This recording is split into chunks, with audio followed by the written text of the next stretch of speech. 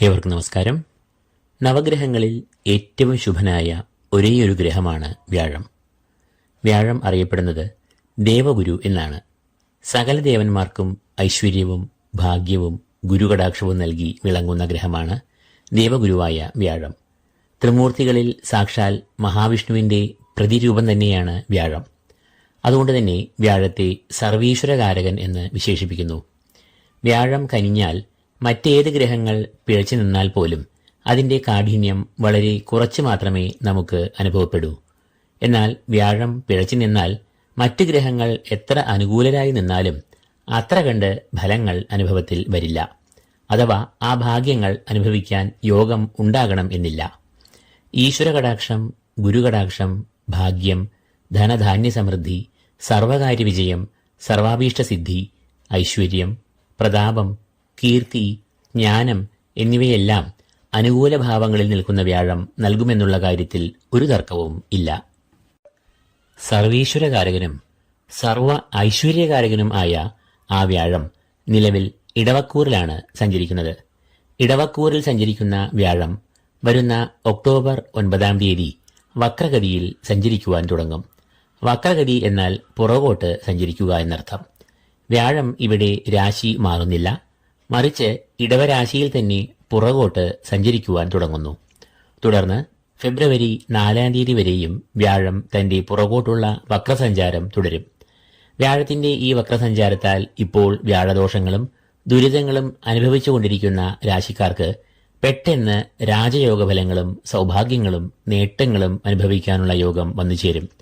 ആ രാശിക്കാർ ആരെല്ലാമാണ് എന്നാണ് ഇന്ന് ഇവിടെ നാം വിശകലനം ചെയ്യുന്നത്. വ്യാഴത്തിന്റെ ഈ വക്രസഞ്ചാരം അക്ഷരാർത്ഥത്തിൽ ഏറ്റവും അനുഗ്രഹമായി മാറുന്നത് തുലാക്കൂറുകാർക്കാണ്. ചിത്തിര 2 പകുതി, ചോതി, വിശാഖം 3/4 എന്നീ നക്ഷത്രങ്ങളാണ് തുലാക്കൂറിൽ വരുന്നത്. ഈ കൂറുകാർക്ക് ഏറ്റവും ദുരിതങ്ങൾ നൽകുന്ന നിലയിലാണ് ഇപ്പോൾ വ്യാഴം സഞ്ചരിക്കുന്നത്.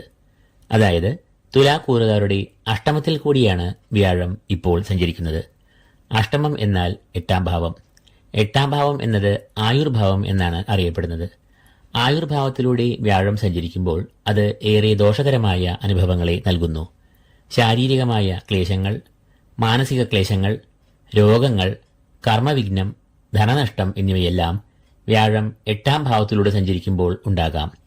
എന്നാൽ വ്യാഴത്തിന്റെ വക്രസഞ്ചാരത്താൽ ഈ കൂറുകാർക്ക് ഈ ദുരിതങ്ങളിൽ നിന്നും മോചനം ലഭിക്കുന്നു.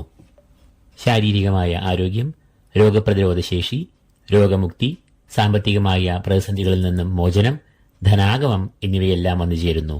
അകാരണമായ ഭീതി, അനാവശ്യമായ ചിന്തകൾ, വിപരീത ചിന്തകൾ എന്നിവയെല്ലാം നീങ്ങി അവിടെ ആത്മവിശ്വാസം, ഉന്മേഷം, ഊർജം, ശുഭാപ്തി വിശ്വാസം എന്നിവ ഉണ്ടാകുന്നു. മറഞ്ഞുപോയ ഈശ്വരകടാക്ഷവും ഗുരുകടാക്ഷവും തെളിഞ്ഞ് ശത്രുനാശം, ധനാഗമം, അഭീഷ്ടസിദ്ധി, സർവകാര്യ വിജയം എന്നിവയെല്ലാം നേടുന്നു.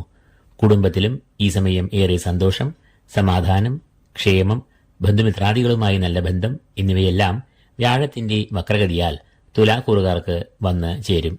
അഷ്ടമത്തിന്റെ കഷ്ടതകളിൽ നിന്നും വളരെ വലിയ ഈ നേട്ടങ്ങൾ സംജാതമാകുന്ന ഒക്ടോബർ മുതൽ ഫെബ്രുവരി വരെയുള്ള ഈ സമയം പരമാവധി ഈ കൂറുകാർ പ്രയോജനപ്പെടുത്തുക. രണ്ടാമതായി വ്യാഴത്തിന്റെ ഈ വക്രസഞ്ചാരം വളരെയധികം നേട്ടങ്ങളെ നൽകുന്നത് മിഥുനക്കൂറുകാർക്കാണ്. മകയിരം 2 പകുതി, തിരുവാതിര, പുണർദം 3/4 എന്നീ നക്ഷത്രങ്ങളാണ് ഈ കൂറിൽ വരുന്നത്. വ്യാഴം നിലവിൽ ഈ കൂറുകാർക്ക് വളരെയധികം ദോഷഫലങ്ങൾ നൽകുന്ന നിലയിൽ ഈ കൂറുകാരുടെ 12ാം ഭാവത്തിൽ സഞ്ചരിക്കുന്ന സമയമാണ് ഇത്. 12ാം ഭാവത്തിലൂടെ സഞ്ചരിക്കുന്ന വ്യാഴം അപ്രതീക്ഷിതമായ പണച്ചെലവുകൾ, പാഴ്ചെലവുകൾ, യാത്രാക്ലേശങ്ങൾ, അലച്ചിൽ, ശാരീരിക മാനസിക ക്ലേശങ്ങൾ എന്നിവയെ ഉണ്ടാക്കുന്നു. വരവ് ഉണ്ടായാലും അതിന്റെ ഇരട്ടി ചെലവുകൾ ഏതെങ്കിലും വിധത്തിൽ വന്ന് ഭവിക്കും. കൂടാതെ ഒരു കാര്യം സാധിച്ചു കിട്ടുവാനായി പലതവണ യാത്രകൾ ചെയ്യേണ്ടി വരിക, കാലതാമസം, കർമ്മവിഘ്നം എന്നിവയെല്ലാം ഈ കൂറുകാർ ഇപ്പോൾ വ്യാഴത്തിന്റെ പ്രതികൂലമായ സഞ്ചാര നിമിത്തം അനുഭവിച്ചു വരുന്നു. എന്നാൽ വ്യാഴം വക്രഗതിയിൽ സഞ്ചരിക്കുമ്പോൾ ഇവർക്ക് പെട്ടെന്ന് തന്നെ ശുഭകരമായ മാറ്റങ്ങൾ കണ്ടു തുടങ്ങും. ഈശ്വരകടാക്ഷത്താൽ കർമ്മവിഘ്നം, പരാജയം എന്നിവ അകലുന്നു. കൂടാതെ ചെലവുകൾക്ക് അറുതി വരുന്നു. രോഗമുക്തി ലഭിച്ച് ആരോഗ്യം സിദ്ധിക്കുന്നു. വിദേശത്ത് ജോലി തേടുന്നവർക്ക് നല്ല അവസരങ്ങൾ വന്നുചേരുന്നു. വിദ്യാഭ്യാസം, വിവാഹം, ഭൂമി, വാഹനം എന്നിവ വാങ്ങൽ എന്നീ ശുഭകരമായ ചെലവുകളിലേക്ക് വഴിമാറുന്നു. ഭാഗ്യത്തിന്റെ അനുകൂലാവസ്ഥയും 12-ലെ വ്യാഴം വക്രത്തിൽ സഞ്ചരിക്കുമ്പോൾ വന്നുചേരുന്നു. അതുകൊണ്ട് തന്നെ ഇവർ ആഗ്രഹിക്കുന്ന സംരംഭങ്ങളും പ്രവൃത്തികളും ഈ സമയം ലക്ഷ്യത്തിൽ എത്തിച്ചേരുന്നു. മൂന്നാമതായി, വ്യാഴത്തിന്റെ ഈ വക്രസഞ്ചാരം ദുരിതക്കയങ്ങളിൽ നിന്നും നേട്ടങ്ങളുടെ നിറവിലേക്ക് ഉയർത്തുന്ന രാശിജാതർ മീനക്കൂറുകാരാണ്. പൂരോരുട്ടാതികാൽ, ഉത്തരട്ടാതി, രേവതി എന്നീ നക്ഷത്രങ്ങളാണ് ഈ കൂറിൽ വരുന്നത്. നിലവിൽ ഈ കൂറുകാരുടെ 3-ാം ഭാവത്തിലാണ് വ്യാഴം സഞ്ചരിക്കുന്നത്. 3-ലെ വ്യാഴം മുറവിളി കൂട്ടും എന്ന ഒരു ചൊല്ലു തന്നെയുണ്ട്. അതായത് പ്രധാനമായും 3-ലെ വ്യാഴം ഈശ്വരകടാക്ഷത്തിന് മങ്ങൽ ഏൽപ്പിക്കും. തൽബലമായി സകല കാര്യങ്ങൾക്കും ഒരു തടസ്സം, കാലതാമസം എന്നിവ ഉണ്ടാകും. കർമ്മരംഗത്ത് പ്രതിസന്ധികൾ, ശത്രുക്കൾ, മേലധികാരികളുടെ അപ്രീതി എന്നിവ വന്നുഭവിക്കും. അത് മാനസികമായ പ്രതിസന്ധികൾ, ടെൻഷൻ എന്നിവയിലേക്ക് നയിക്കും. ഈ കൂറുകാരുടെ 10-ാം ഭാവാധിപൻ വ്യാഴം ആകയാൽ ഇവർക്ക് പ്രധാനമായും കർമ്മമേഖലയിലാണ് തിരിച്ചടികൾ നേരിടേണ്ടി വരിക. എന്നാൽ വ്യാഴം ഒക്ടോബർ 9-ാം തീയതി വക്രസഞ്ചാരം ആരംഭിക്കുമ്പോൾ ഈ പ്രതികൂലാവസ്ഥകൾ എല്ലാം ഒന്നൊന്നായി ഒഴിയുന്നു. സകല പ്രശ്നങ്ങളുടെയും കുരുക്കുകൾ ഓരോന്നായി അഴിയുന്നു. പ്രതിസന്ധികൾ ഒഴിയുമ്പോൾ മാനസികവും ശാരീരികവുമായ സൗഖ്യം വന്നുചേരുന്നു. 3-ൽ നിന്നും പുറകോട്ട് സഞ്ചരിക്കുക എന്ന് പറയുമ്പോൾ അത് 2-ാം ഭാവത്തിന് നേർക്കാണ് സഞ്ചരിക്കുന്നത് എന്ന് അറിയുക. 2-ാം ഭാവം എന്നത് ധനഭാവം എന്ന് അറിയപ്പെടുന്നു. തൽഫലമായി ഈ കൂറുകാർക്ക് സാമ്പത്തികമായ പ്രതിസന്ധികൾ മാറി പുരോഗതി പ്രാപിക്കുന്നു. ബിസിനസ്സിൽ ഏറെ വളർച്ച, ലാഭം, നേട്ടങ്ങൾ എന്നിവ ഉണ്ടാകുന്നു.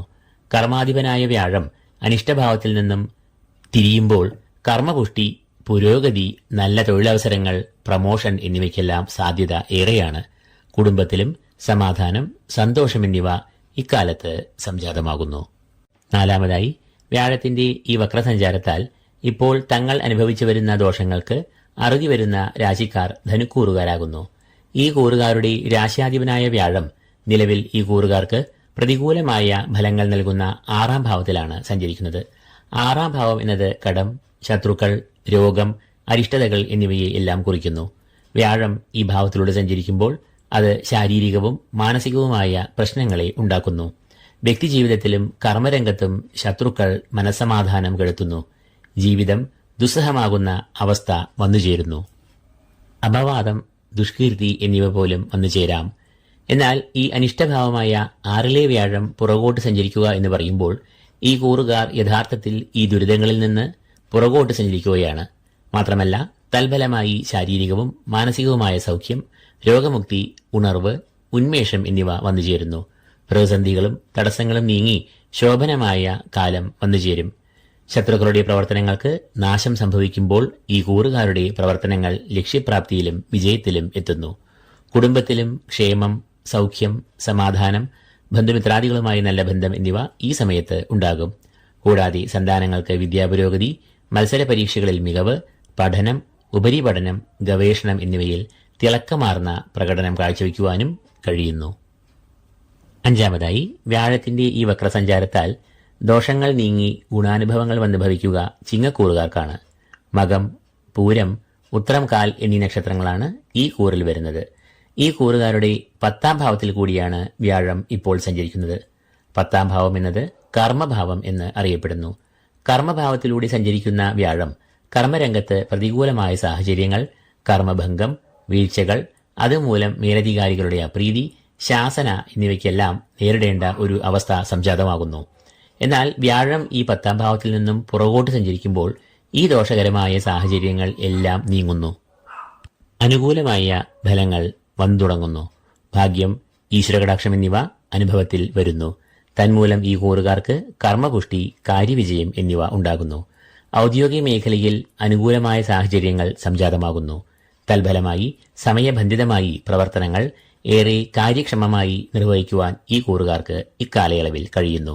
അത് അധികാരികളുടെ പ്രീതി, പ്രശംസ, തൊഴിൽ ഉന്നതി എന്നിവയ്ക്ക് കാരണമാകും. ബിസിനസ്സിലും ഈ സമയത്ത് ഏറെ അനുകൂലമായ വളർച്ച, നേട്ടങ്ങൾ, ലാഭം, അംഗീകാരം എന്നിവയെല്ലാം ഉണ്ടാകും. പുതിയ പ്രവർത്തനങ്ങൾ, സംരംഭങ്ങൾ എന്നിവ തുടങ്ങുവാൻ ഇവർക്ക് ഈ സമയം ഏറെ അനുകൂലവും ആകുന്നു. ഉദ്യോഗാർത്ഥികൾക്കും ഉദ്യോഗസ്ഥർക്കും ഒരേപോലെ അനുകൂലമായ സമയമാകുന്നു ഇത് എന്ന് അറിയുക. മേൽപ്പറഞ്ഞ 5 രാശിക്കാർക്കാണ് വ്യാഴത്തിന്റെ വക്രഗതി ഏറ്റവും ഗുണാനുഭവങ്ങളെ നൽകുക. വിശേഷിച്ചും നിലവിൽ ഈ 5 കൂറുകാരും വ്യാഴദോഷങ്ങൾ വളരെയധികം അനുഭവിക്കുന്നു എന്നത് അറിയുക. ആയതിനാൽ ഇവർക്ക് ഈ വക്രഗതി ഈശ്വരൻ നൽകുന്ന വളരെ വലിയ ഒരു വരദാനം തന്നെയാകുന്നു. ഈ കൂറുകാരുടെ അത്ര നേട്ടങ്ങൾ ലഭിക്കുകയില്ല എങ്കിലും വലിയ ആശ്വാസം ലഭിക്കുന്ന ഒരു കൂറുകാർ കൂടിയുണ്ട്. ആ കൂറുകാർ ഇടവക്കൂറുകാരാണ്. കാർത്തിക മുക്കാൽ, രോഹിണി, മകയിരം ആദ്യ പകുതി എന്നീ നക്ഷത്രങ്ങളാണ് ഈ കൂറിൽ വരുന്നത്.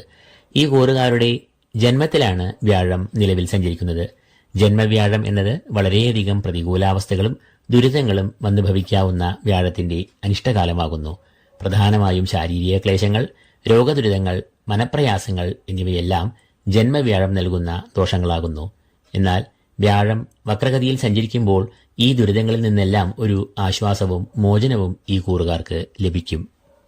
അപ്പോൾ തുലാം, മിഥുനം, മീനം, ധനു, ചിങ്ങം എന്നീ 5 കൂറുകാർക്ക് പൂർണ്ണമായും, ഇടവക്കൂറുകാർക്ക് ഭാഗികമായും വ്യാഴത്തിന്റെ വക്രഗതി ഭാഗ്യാനുഭവങ്ങൾ, ധനം, ഈശ്വരകടാക്ഷം എന്നിവയെ നൽകുന്നു.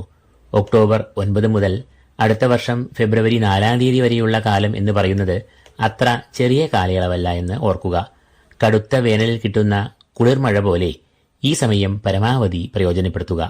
ഈ വീഡിയോ നിങ്ങൾക്ക് പ്രയോജനപ്രദമായെങ്കിൽ ലൈക്ക് ചെയ്യുക. ഈ ചാനൽ സബ്സ്ക്രൈബ് ചെയ്യാത്തവർ സബ്സ്ക്രൈബ് ചെയ്യുക. ഏവർക്കും ഈശ്വരകടാക്ഷങ്ങൾ നേർന്നുകൊണ്ട് നിർത്തുന്നു. നന്ദി, നമസ്കാരം.